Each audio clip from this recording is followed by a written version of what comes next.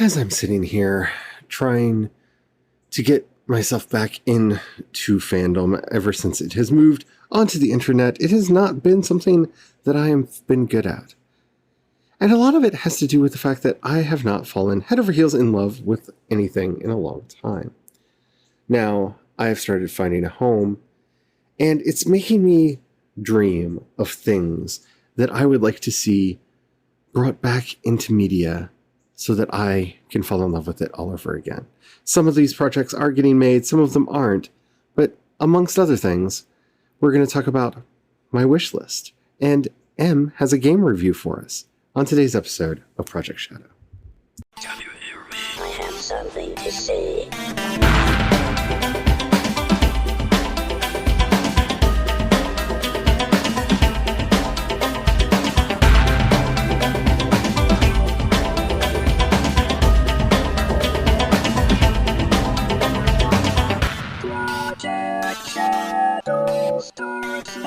Hello everyone, how are you doing? Today Auntie C is here, or Charlie, or you might know me better as sci-fi fantasy writer C.E. Dorset. And I just had a lot of random thoughts going through my head, and I thought, I really like doing multiple things in an episode, and I want to get back to that. So, yeah, I don't know what the line is between fan fiction and fiction anymore.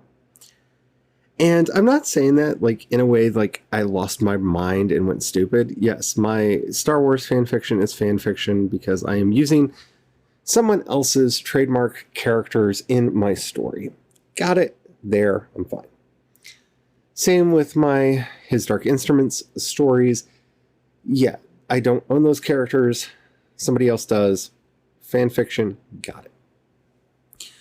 What I'm talking about is a lot of the projects that I've been working on lately are basically fanfic for genres.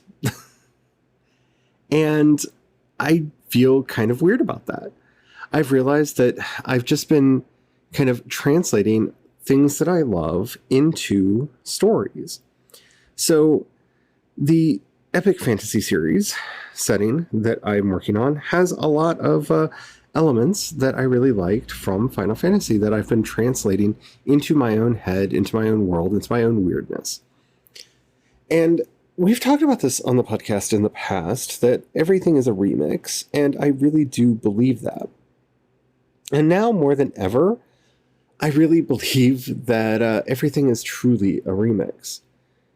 And that is part of both fan culture and just part of creativity in and of itself. The stories that I'm coming up with are not retreads. The characters that I'm coming up with are not carbon copies lifted from other people's work. But I can see all of the elements from the stories that I love. I can see a little bit of Anne McCaffrey's Dragons here, and a little bit of Final Fantasy magic there, and there's nothing wrong with that. Too many writers shame themselves for wearing their influences on their sleeves, and they shouldn't. We can be proud about the things that we love, just as long as, we're not making things that are too closely related to it. This is one of the things that Terry Brooks talks about with his Shannara series, that he really thought that he was creating an original work, until somebody pointed out to him how much like The Lord of the Rings it is, and he was like, oh, yeah. But the twist, and I don't want to spoil the twist for anybody who hasn't read the Shannara books and doesn't know about the epic twist. And yeah, there's just a twist in it, but they're Terry Brooks works. Yes, anybody who's ever read Tolkien can see the influence of Tolkien in those works. But when you make it your own, it takes on a life of its own. And I just want to say that we need to have the courage to do that more often, to make our work our own and not shame ourselves for the influences that we see. Because one, other people might not see that influence in there because they're encountering it fresh as an original piece of work. And two, that's what all creativity is. So just embrace it. Just run with it. and let yourself be free.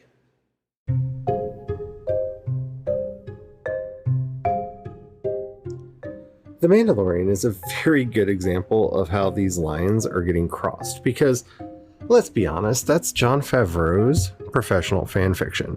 And I'm kind of here for it. I've really enjoyed season 1 and I can't wait for season 2. But you can see this in action with all of the people asking, was that Boba Fett? Was that Boba Fett? In that 1 second clip from the trailer where you see a Mandalorian on a speeder bike. Was that Boba Fett? Was that Boba Fett? Personally, I have come to terms with the fact that Boba Fett will probably make an appearance at some point in The Mandalorian. I don't want Boba Fett to make an appearance within The Mandalorian, but I have come to terms with it. I have accepted it. I have said the Serenity Prayer and know that it will one day come to pass. But you can see the obsession there. You can see the excitement because it will probably be Boba Fett. They have hinted that Boba Fett may have survived in the From a Certain Point of View novelization of A New Hope, which is basically the entire story of A New Hope, but from other characters' points of view. We see the perspective of some Jawas who have in their possession some Mandalorian armor that does sound a lot like Boba Fett's. We also hear of a character that is referred to as the Sheriff, who sounds a lot like Boba Fett as well. So they've been planting seeds for a while that Boba Fett may have survived the Sarlacc, that he may have gotten out, and okay, fine. I'm okay with it. But I don't want it to be Boba Fett. I really don't want it to be Boba Fett. And the reason for that has nothing to do with my personal dislike of the character of Boba Fett, because other than the Mandalorian aesthetic that he gave rise to, I don't really like anything else about Boba Fett. Boba Fett got taken out by a blind guy because his jetpack was overpowered because he was a goofball. Boba Fett has never been a cool character to me. I've never found Boba Fett cool, and I've talked about that a lot. But that's not why I don't want Boba Fett in The Mandalorian. I don't want Boba Fett in The Mandalorian because I don't want to take away from our main character's story. You see, there's no point to doing guest stars. There really isn't. And okay, fine, if you want to do some Mandalorians, I can think of quite a few that I would like to see. Mostly characters from the Clone Wars and from Rebels. Oh, Rebels, how I miss you. And maybe we'll get to see some of those. But of course, we have to pander not directly to the fans, but to a general audience. And to the general audience, they're thinking Boba Fett. So, yeah, Boba Fett will probably appear. Okay. And can I just say, Baby Yoda was so sassy in that trailer. I'm here for it. I'm here for it. It made me, it cracked me up. I'm down for it. And I like the idea that he's going to go on a quest to find Yoda's people. Again, I don't want him finding them. I don't. An outpost, I'm fine. I'm okay. I like that the species has never been named. We know little to nothing about them. I like the mystery. And Yoda is one of the mysteries in Star Wars, kind of like the midi-chlorians, that should remain a mystery. We have 2 of his species, now 3 in canon, because we have Yoda, Yaddle, and the Child. Let's just leave it at that. I don't want an ET moment where there's a ship full of them or something. I don't want to know what his homeworld looks like. I don't want to know its name. I don't want to know its species name. I like the mystery. But I know that there's money in not keeping it a mystery, because think of the merchandise you could make from a spin-off show that takes place on Yoda's home planet. It's definitely, it's going to be a thing. It's going to be a thing. You could see it now. It's going to be animated, and it's going to be for kids, and it's going to be goofy and silly and funny. Yeah. But having said all that, I'm still really excited about this series. because I'm down for Jon Favreau's fan fiction.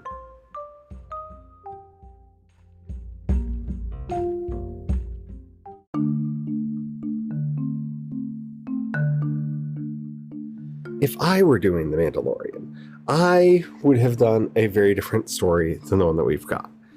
And that goes without saying. But there's so much about Mandalorian culture that I think would be interesting to explore. And I would probably have more Mandalorian characters involved. Because the things that we know about Death Watch and just the bits that we got from Sabine's storyline on Rebels opened up so many passageways that they could go down. And especially with, like, the one thing that's not addressed at all in the trailer is, oh wait, dude's got the Darksaber? How? Explain please. How do, where did you get the Darksaber from? Where is that from? What did you do? How did you get it? Just let me know. I have so many questions. Where is the Darksaber from? Like, I know where it's from, but like, I need to know the story. So they better be following up on that. Like, they better be following up on that, or I'm going to be enraged. Because you set up a very interesting story there. Like, what happened to there better be flashbacks. That's all I'm saying. I need flashbacks of what happened on Mandalore, how he got his hands on the Darksaber, and I want that storyline to go forward. Like, don't get me wrong. It's not that I'm not excited about the other things, but this is where the frustration really kicks in, because yes, we want our main character on a plot, on his own storyline, right? So, okay, he's got to take the child home. Got it. I'm good. I love that he's going to look for some enemy space wizards. Love that. Absolutely love that. Go for it. I'm here. Please make one of them Mara Jade. Like, just give me a Mara Jade. She doesn't have to be a Skywalker. She didn't used to be a Skywalker. Give me a Mara Jade. Give me my Mara Jade. Like, two things I want in canon. I want Mara Jade back, and I want Lumaya back. I also want Revan, but that's a whole other discussion. But give me my Mara Jade. just give her to me. Make her a Twi'lek. I don't care. I don't care. Just give her personality to a character and her name and bring her back. I need that now. But I don't want to get distracted into filling in gaps. Too much of the new Star Wars canon has been trying to fill in gaps. And some of it worked. Some of it worked really, really well. I love Rogue One. Rogue One is a great Star Wars movie. One of the best Star Wars movies. Solo was fine. Like, it's better than a lot of Star Wars content that's out there, and it's better than most sci-fi movies, if we're being honest. Like, space opera movies, like, it's way, way up at the top of the heap there. But, you know, I didn't ask for a young Han Solo. Like, that's a gap that I didn't need filled. And I don't need to know what happened to Boba Fett. Like, I don't need to know what happened to Boba Fett. If you want to do that, give it its own series. Give it its own comic. Give it its own book. Like, there are other places for that. This is not that show. Don't use this to fill in the gaps, because with this happening in the interim, I don't want you using it to just answer questions. Like, I don't want him finding out about Starkiller Base, and I don't want him finding out about all these different things, and like, I really have a morbid fear that we're going to find out that Snoke looks the way Snoke does because Mando got into a fight with him and royally kicked his butt, or the Jedi that ends up hanging out with Mando got into a fight with him and royally messed him up, and that's why he looks like that, or something. Even though, you know, vats of Snokes and whatnot thingy, the last Skywalker, you know, stuff. Yeah, I'm very coherent because that movie was very coherent, because J.J. Abrams needs to be kept away from Star Wars. But having said that, yeah, I'm excited. I just don't want them to waste the opportunity of an original series by trying to fill in the gaps, because that's what went wrong with Resistance. Resistance was an interesting show with an interesting cast that spent way too much time, energy, and effort being like, no, but here's more about Phasma, and here's more about Poe Dameron, and here's more to explain those things that you didn't understand in the movies. And we don't need that. We need good, fresh, original content and not just plugging holes that you feel exist in your existing canon. So please stop doing that.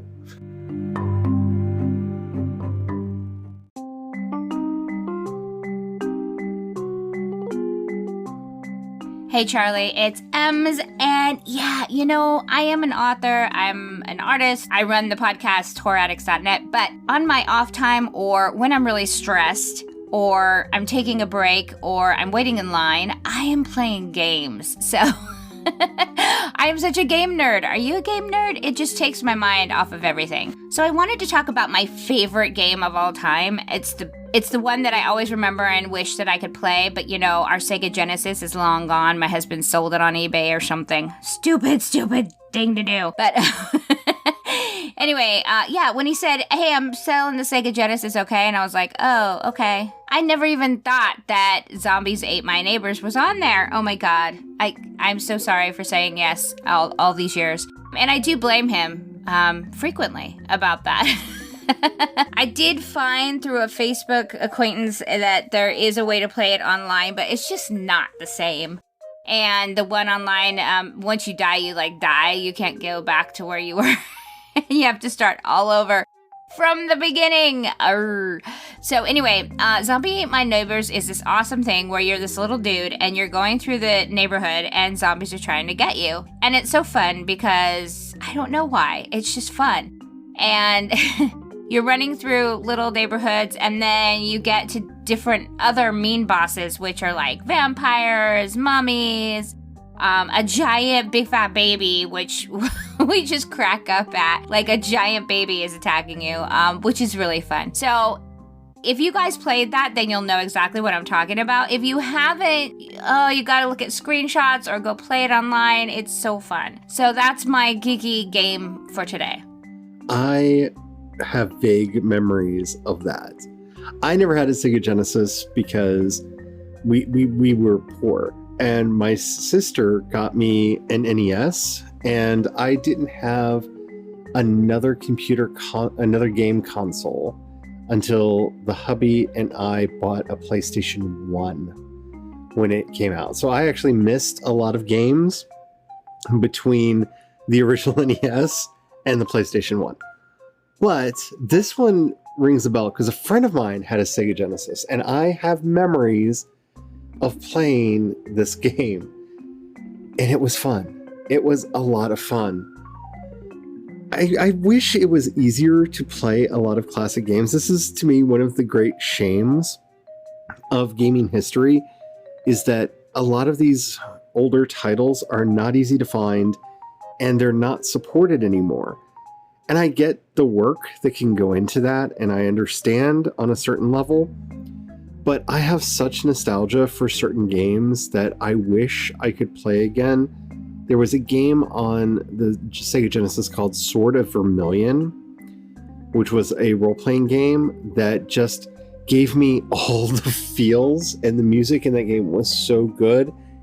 And I have seen nothing about it in many, many years. So, yeah. We still have, I did get some catch up though, because while we were living in California, we found a really inexpensive Super NES and bought a bunch of games at like a yard sale. And so I did get to catch up on some games that way. But yeah, I miss classic games. There was a game called Star Navigator. I've talked about it before on the podcast, that I absolutely love. I still have dreams about playing this game.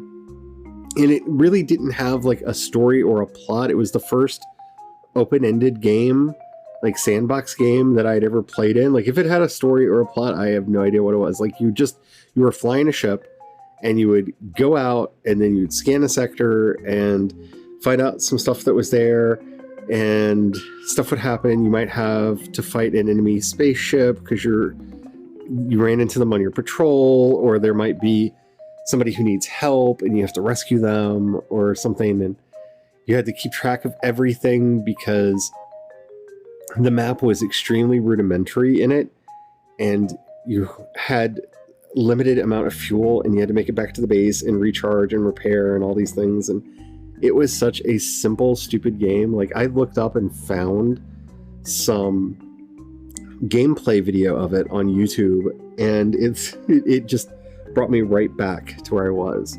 So I'm going to throw the question to you all. What are some classic games that you love and miss and wish you still had in your lives? Let me know.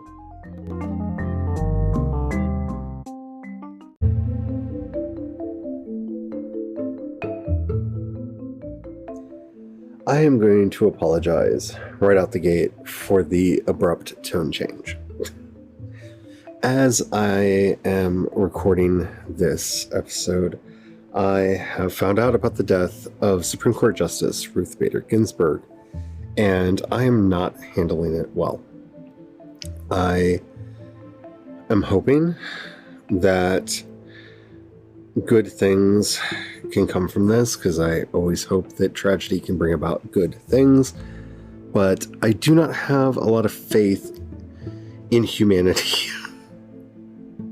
At least in the political critters in times like these. So,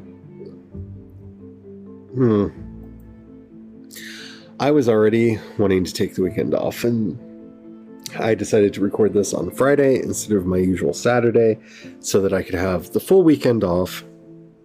And now I'm even more glad that I did, or the entire episode would be in a much more solemn tone.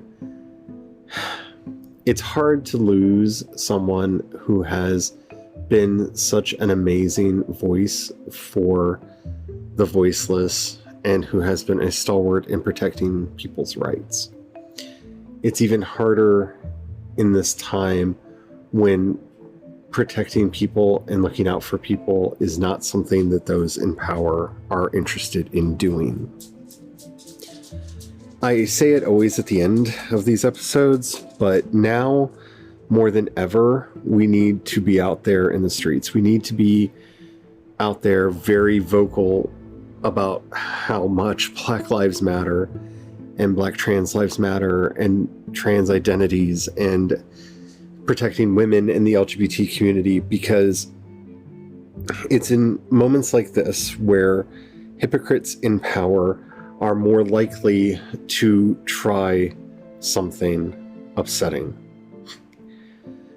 Because we know for a fact that they believe that in an election year, we shouldn't choose a new Supreme Court justice. We should let the voters decide who the next president should be, and the next president should be able to pick the next Supreme Court justice. And of course I'm being facetious. Of course I'm being facetious, because they did that because they didn't want Barack Obama to pick a Supreme Court justice, and so they held the seat open. I doubt that they're going to do that this time around. I can only hope that the Democrats in the Senate will have the spine to hold them to that, because this is grotesque and wrong. I mean, it is. We just, I don't want to devolve into a strange place that my mind is going to right now. I'm just glad that I set myself up to have a weekend off, because now more than ever, I need it. We are going to have to really look after each other, because the powers that be are not going to look after us. They're not going to help us. They don't care about us. They care about their own egos, their own power, and the moneyed interests that put them there. That is all that they care about. And I wish that wasn't true. I really, really wish that wasn't true. But that's the country that we have. And it is what it is. So, having said that, you should be thinking right now what you are going to do to help protect your friends and family, because this is where everything gets real. I mean, we need to be thinking about voting. We need to be thinking about taking care of each other, because this is really the moment that we enter the darkest of the dark timelines. And I am not looking forward to it. I am not looking forward to it at all. And while I try to keep this podcast free of more political content, even though living is political content, and I recognize that, I try not to talk directly about politics, but this is something that will affect our country for decades to come.